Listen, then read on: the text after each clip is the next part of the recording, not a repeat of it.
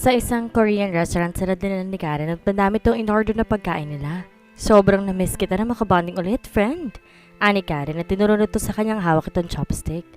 Nakuha niya kung anong ibig sabihin ipahiwatig ng kaibigan.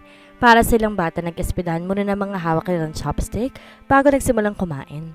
Nasa kalagitnaan na sila ng pagkain na mapasilap si Clarita sa mga bagong dating na customer. Tatlong mga lalaki na may kaedaran at may isa sa mga ito ay ama niya. Bigla niyang nalulon ng pagkain nasa loob ng kanyang bibig na hindi niya magawang manguya. Pasimple niyang sinipa ang kaibigan abala sa pagkain. Bakit? Takang tanong nito sa kanya. Si Dad. Pabulong pero marin ang kanyang pagkakasabi. Anong gagawin ko? Napalingon sa bandang likuran nito si Karen. Nanlalaki mga mata nito at muling binalik ang tingin sa kanya. Sa CR, dali! Aniya ng kaibigan. Nagtataka naman pinagmasa ni Celso ang magkaibigan. Hindi mapakali ang dalawa sa upuan ng mga ito. Tumayo si Clarita habang nakatakip sa mukha nito ang dalang sling shoulder bag. Sumunod na tayo naman si Karen. Hindi na nito nagtakip na mukha dahil hindi naman niya siya nakikita ng amang kaibigan. CR lang kami. Paalam ni Karen sa natigiran na binata. Hindi pa man nakakasagot si Celso pero nakalisa sa table nila ang dalawang dalaga. Maaga na lang nilang nasundan ng mga tingin. Naagaw ang pansin ni Celso na tatlong lalaki na malapit sa table nila. Kilala niya isa sa mga ito si Mr. Jaime Fernandez. Madalas tong ikwento sa kanya ng kanyang ama at din ng ama ng babae na dapat ay mapapangasawa niya. Parang gusto niyang mapahiya dahil siya ang unang tumanggi sa arranged marriage dapat nila ng anak nito. Isang beses pa lang naman sila nagkakilalang lalaki kaya hindi niya siguro namukhaan siya nito. Pinagpatuloy pa rin ni Celso ang pagkain kahit na nga napapansin niya ng ang tagal gumamit ng banyo ng magkaibigan. Muli, napasulap siya sa kabilang table.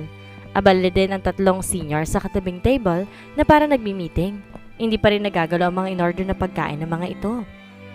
Clarita's POV. Panay ang silip ni Clarita sa mga bagong dating na customer. Nako friend, sa katabing table natin ang inuokupa nilang table. Balita sa kanya ni Karen. Anong gagawin natin? Kinakabahan niyang tanong sa kaibigan. Pinag-close open niya mga daliri. Mannerism niya talaga yon. Lalo na kapag kinakabahan siya o kapag may nagawa siyang ikagagalit ng mga magulang niya. Hindi naman pwedeng dito na lang ako sa loob ng banyo. Paano kung may ibang gumamit ito? Mukha naman silang abala friend. Magtakip na lang ulit naman ng mukha tapos i-cover na lang kita kapag para hindi tayo makita ng dad mo. Suhestyon ni Karen. Nalukot ang mukha ni Clarita sa sinabi nito. Effective kaya? Let's try, sagot ni Karen. Gaya ng ginawa ni Clarita kanina, muli niyang tinakip sa mukha ang kanyang sling bag habang nasa gilid naman niya ang kaibigan upang matakpan siya. Natapos ng kumain si Celso pero hindi pa rin bumabalik sa table nila ang dalawang dalaga. Nang may maramdaman na kalabit sa kanyang likod ang binata, si Karen ang una niyang nakita. Let's go! Pero hindi pa kayo tapos kumain. Tapos na kami. Tara na, lumabas na tayo sa restaurant na ito. Si Karen ulit. Nakatalikod si Karen sa katabi nilang table habang nasarap naman ito si Clarita na todo takip sa mukha. Nagtataka si Celso kung bakit ganoon ang ayos ng magkaibigan na para bang may pinagtataguan ng mga ito. Pero hindi pa rin naman siya nag-usisa sa mga ito. Lumabas ang tatlo sa restaurant na iyon. Sobrang namiss niya ito pero isang sulap muna ang ginawa ni Clarita sa kanyang ama. Kahit masama ang loob niya rito, gusto niya na natin sugurin ng yakap. Pinipigil lang niya ang kanyang sarili. Sa kabilang banda, natigil naman si Jaime sa pagsalita na isang pamilya ng mukha ang kanyang nakita sa labas ng restaurant, ang kanyang bunsong anak. Isinuot ni Jaime ang salamin sa mga mata niya upang makasiguro sa kanyang nakita. Ngunit nadismaya siya na ibang mukha na ang kanyang nakita. Namamalikmata lang siguro siya lalo pat araw-araw niyang pinagdarasal na sana umuwi na ng bahay nila ang anak. Clarita's POV. Pagkatapos ng insidenteng iyon, nagpa siya na si Claritang umuwi na. Hindi na rin naman tumanggi ang kaibigan niya. Isang mahigpit na yakap ang ginawa ni Clarita sa kaibigan bago sila naghiwalay nito. Samantala, tahimik lang naman si Celso nagmamasid sa dalawang dalaga. Tinagbuksan ni Celso ng pinto ng kotse ng dalaga bago siya umupo sa driver's seat. Tahimik silang pareho sa loob ng kotse habang bumabiyahe. Nagpapakiramdaman kung sino mauunang magsalita. Pero nakarating na lang sila sa bahay ng binata na wala kahit isa nagsasalita. Nagpaalam si Clarita sa amo niyang aakit muna ng kanyang kwarto.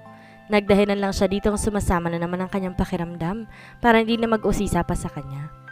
Pagpasok niya ng kanyang kwarto, padapa siyang nahiga sa kanyang kama at doon nag-iiyak siya.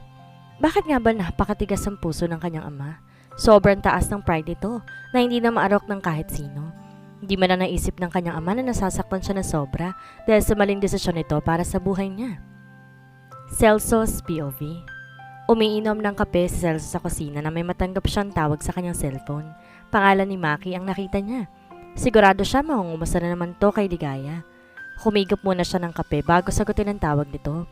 Dude, ayos lang si Ligaya. Inunahan niya na ito. Malakas na tawa naman ang sinagot sa kanya ni Maki na nasa kabilang linya. Pumunta ka dito sa bahay, nandito ang tropa. Balita sa kanya ni Maki.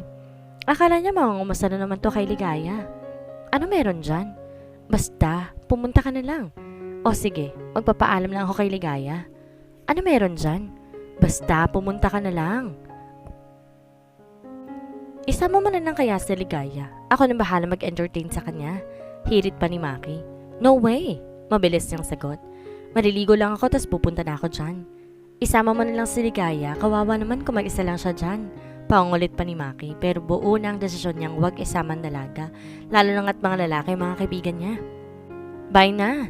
In-end-call niya na ang tawag nito pero mali itong tumawag. Sinulya pa niya lang kanyang cellphone pero hindi na sinagot ang tawag ng kaibigan. Mabilis na tinapos sa Celso ang pag-inom ng kape at mabilis na pumanik na ng kanyang kwarto para maligo. Alas 5 pa lang naman ng hapon. Panigurado naman makakauwi siya bago mag-9 ng gabi. Namamaga ang mga mata ni Ligaya nang pagbuksan niya ako ng pinto. May masakit pa sa'yo? Nag-aanon lang tanong ni Celso. Pilit nang umiti si Clarita. Wala po sir. Bakit namumugto ang mga mata mo? Umiyak ka ba? Tumango si Clarita. Na carried away lang po ako sa pinapakinggan kong drama sa radyo kanina. Sobrang madrama po kasi kaya hindi ko napigilang umiyak. Sigurado ka? Oo naman po, sir.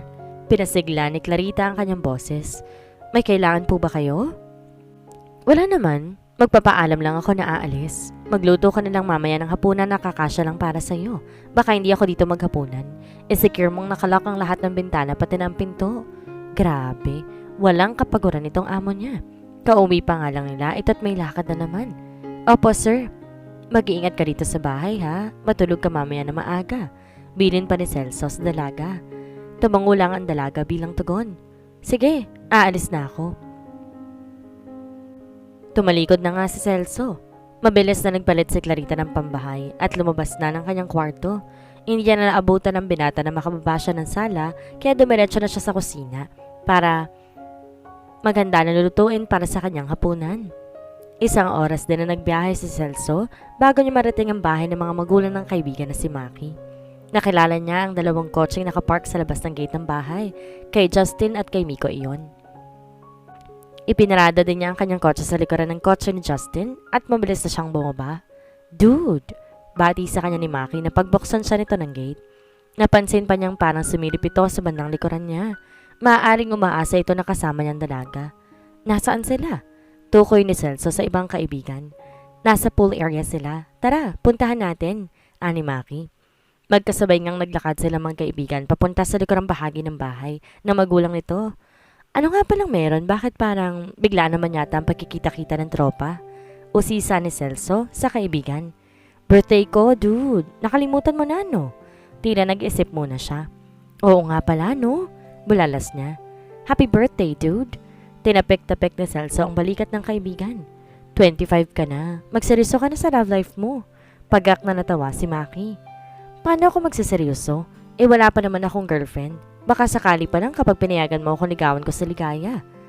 Huwag mo nang isama si Ligaya sa mga paglalaroan mo. Kilala kita, dude. Paiyakin mo lang yun. I am serious, dude. I like her. Hindi nakaimik si Celso. Pinakatitigan niya muna ang kaibigan. At mukhang di nga ito nagbibiro. Sabay silang napalingon na marinig ang sigaw ng dalawa pa nilang kaibigan.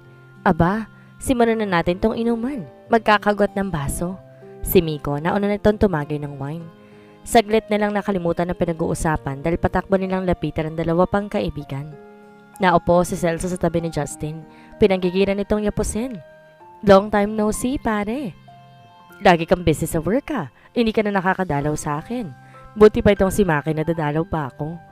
Natambakan ako ng mga papeles this past few weeks. Nag-resign na kasi ang sekretary ko eh. Buti na lang kapatid ko si Karen may pakinabang na. Kanina kasama lang namin ni Ligayang kapatid mo eh. Ayun, naggala lang naman kami sa mall. Kwento ni Celso. Kurot noong napaharap sa kanya si Justin. Tila nagtatanong ang mga mata nito. Oopsie, hindi ko dinedate ang sister mo ha? Depensa niya kaagad. Magkaibigan sila ng kasambahay ko. Dinalaw niya kanina at pinasyal sa mall. Tagay na muna mga pare. Hiyaw ni Miko at iniabot kay Justin ng wine glass. Inabot naman to ni Justin pero muli itong sumalap kay Celso. Kaibigan ni Karen, ang kasambahay mo? Inabot muna ni Celso ang basong binigay sa kanya ni Miko. Yes, at mukhang mag-best friend pa nga. What's her name? Bigla kasing naalala ni Justin na magandang babae na nagtanong sa kanya tungkol sa naglayas na kapatid nito. Ligaya, sagot ni Celso bago tinungga ang wine.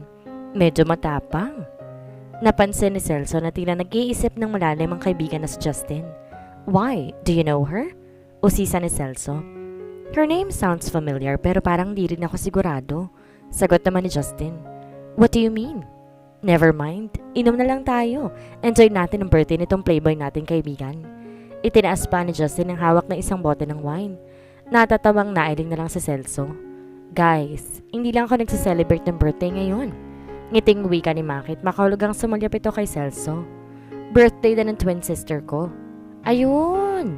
Hiyawan ng mga kaibigan ni Celso sa nanuksong boses na sa kanya nakatingin. Pilit na napangiti siya.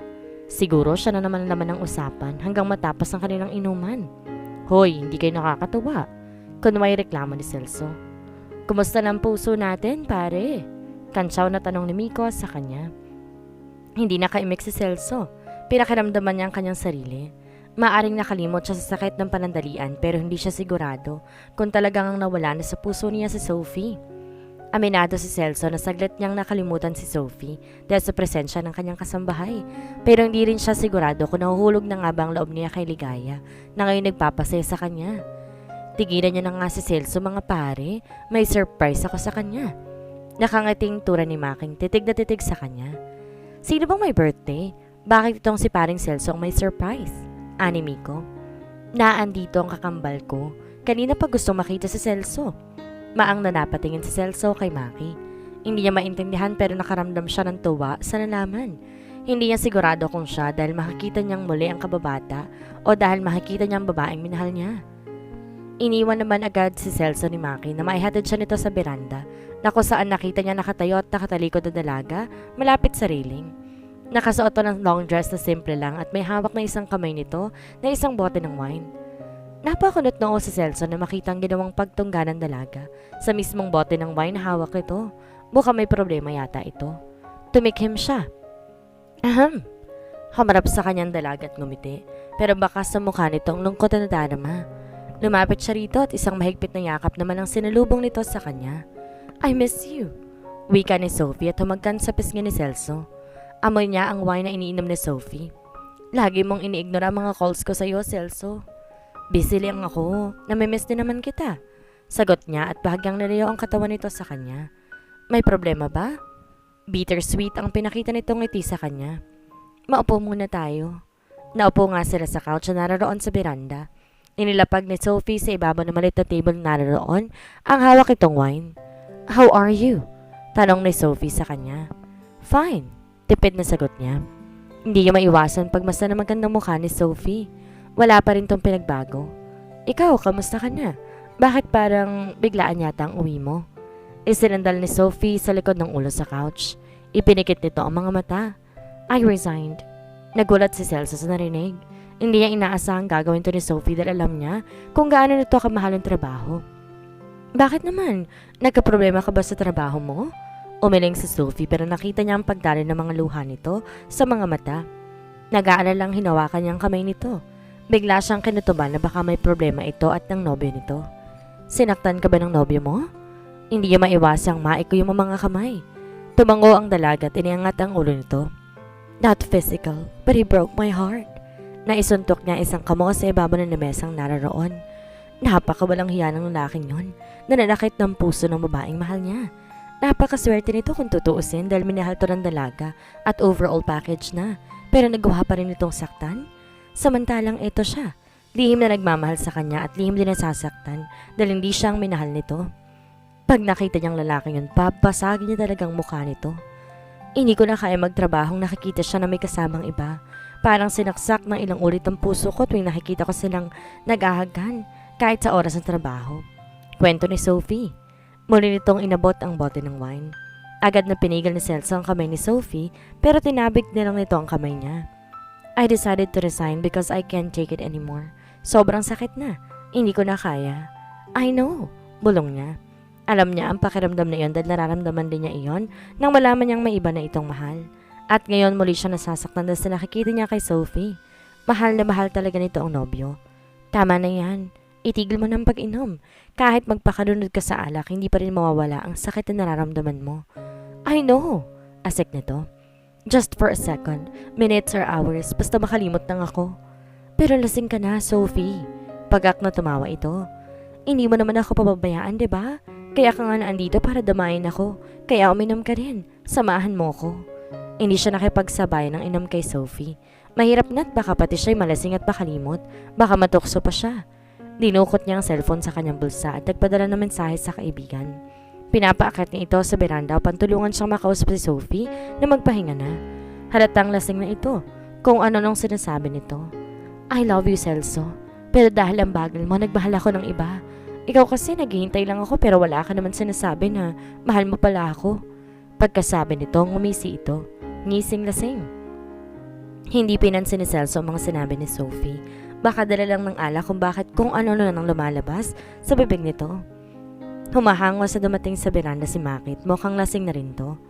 Dude, bakit mo naman hiniyaan na magpakalasing yan ng ganyan? Tanong agad ni Maki na makitang nakayakap ito sa kanya at nakalungay-ngay ng ulo. Ayaw papigil eh.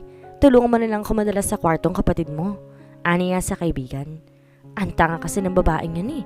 Sabi ko nang kalimutan niya ng walang hiyang lalaki na yun, pero hindi nakikinig. Sampalin ko kaya yun at ang matauhan. Nasaktan na nga, sasaktan mo pa?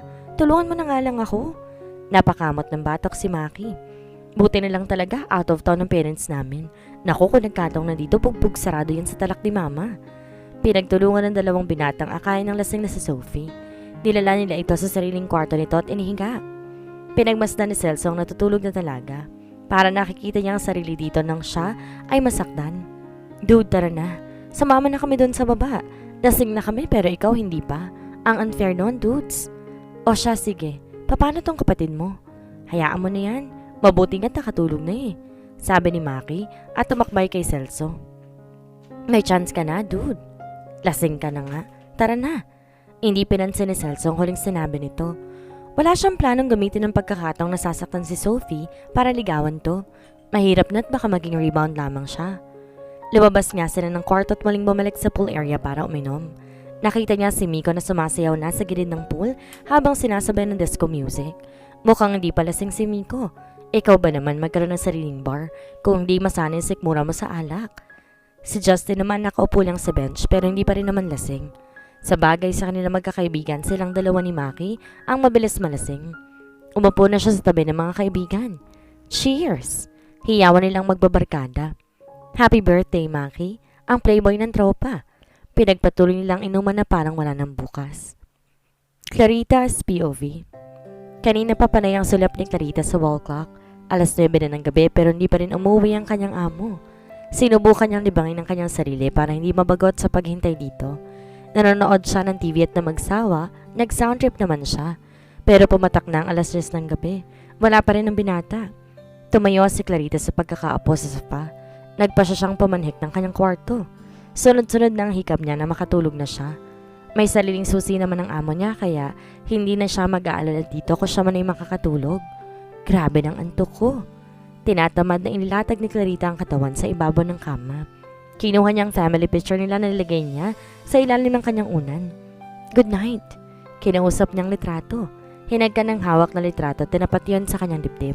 Muli, humikab ang dalaga. Tumagilid ng higat, pinikit na ang mga mata. Hindi naman nagtagal, nakatulog na rin siya. Celso's POV. Tuloy pa rin ang kasiyahan na magkakaibigan. Pero nagtira si Celso ng para sa sarili niya. Gusto niyang umuwi kahit na nga hating gabi na. Inaalala niya ang mag-isang kasambahay sa kanyang bahay at palagay niya ay mahimbing na ito natutulog ng mga oras na iyon. Nararamdaman niya ang pag-akbay sa kanya ni Justin. Pilit pinapatagi pa siya nito pero tumanggi siya. Pass na ako pare, uuwi pa ako. Aniya, dito na kayo matulog. Delikado nang umuwi sa ganitong oras, lalo na't nakainom pa kayo. Si Maki na medyo bulol na ang boses. Oo nga naman pare, dito na tayo matulog. I-enjoy natin ang birthday nitong kaibigan natin. Sabad naman ni Miko na inakbayan ng mahigpit ang celebrant. Hindi po pwede pare, magkikita kami ni Erpat bukas ng umaga. Baka sabunin na naman ako nun kapag di na naman ako nagpakita. Pag sinungaling niya para lang di na siya pilitin ng mga ito na tumagay pa. O siya, sige, bahala ka. Basta mag-iingat ka na lang mamaya sa pag-uwi mo. Si Miko, basta dito kami mag-sleepover ni Justin, di ba pare? Oo naman, sagot naman ni Justin. Muli itong tumagay. Nagpalipas lang si Celso na isang oras bago na siya nagpasyang mag-aalam sa mga kaibigan. Alas 11 pa lang naman ng gabi kaya ang tamang-tamang uwi niya mamaya. Inatid pa siya ng 3 hanggang sa makasakay na siya sa kanyang kotse. Ingat pare, sigaw ng mga ito. Pinalusot niya isang kamay sa bintana. Kinaway iyon sa mga kaibigan. Aalis na ako. Huwag kayo masyadong pakalasing. Pasigaw niyang bilin sa mga ito. Pinausad na nga niya minamanehong kotse. Nilisan ang lugar na iyon. Binagalan lang niya ang pagmamaneho para iwas disgrasya, lalo na't nakainom pa siya. Pasado alas 12 na ng hating gabi nang siya ay makauwi. Tahimik ang loob ng kanyang bahay. Malamang at tulog na ang kasambahay niya. Dumiretso siya ng kusina para magtimpla ng kape. Kailangan niya yon para mahimasmasan siya. Habang humihigop siya ng kape, hindi niya maiwasang alalahanin ng mga sinambit niya ni Sophie na ito at sa yakap niya. I love you, Celso, pero ang bagal mo kasi, kaya nagmahal na ako ng iba. Para iyong batingaw, na paulit-ulit umaalingaw sa kanyang isipan. Kanina nang marinig yon ito kay Sophie, parang gusto nilang isipin na dala lang ng kasayan nito kung ano-ano ang pinagsasabi nito.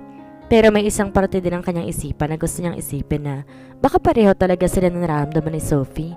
Pero dahil wala naman siyang ginawang aksyon kaya hindi nito nakapaghintay at naghanap na ng ibang mapagbabalingan nito ng pagmamahal. Napasandal si Celso sa inuupuan na silya. Kinakalamay niya ang kanyang sarili kung dapat pang matuwa siya sa kanyang narinig mula kay Sophie. Napabuntong hininga siya. Bakit ganon? Parang may nag-iba sa pakiramdam niya. Nahahati ang kanyang puso at isipan para sa dalawang babae, kay Sophie at sa kanyang kasambahay.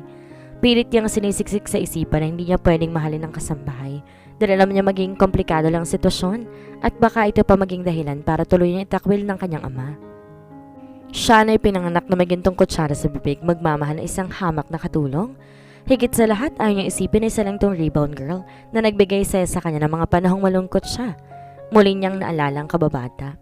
Tama, wala siyang ibang pwedeng mahalin kundi si Sophie. Kahit na nga tawagin siyang hari ng mga tanga, pero wala siya ibang pa pwedeng mahalin kung di ito lang. Lalo na't kailangan pa siya nito ngayon. Baka nga silang dalawang inilaan ng tadhana at isang trial lang ang nangyari sa pagitan nilang dalawa. Sinaid na ni Celso ang tasa na may kape. Lumabas siya mula sa kusina para pumanhik na sa kanyang kwarto. Hindi niya maiwasang sulipan na nakasarang pinto ng kwarto ng kasambahay.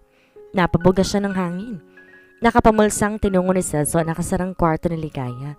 Sinubukan niyang pihitin ang doorknob. Hindi yun nakalak. Nakaramdam siya ng inis sa kasambahay.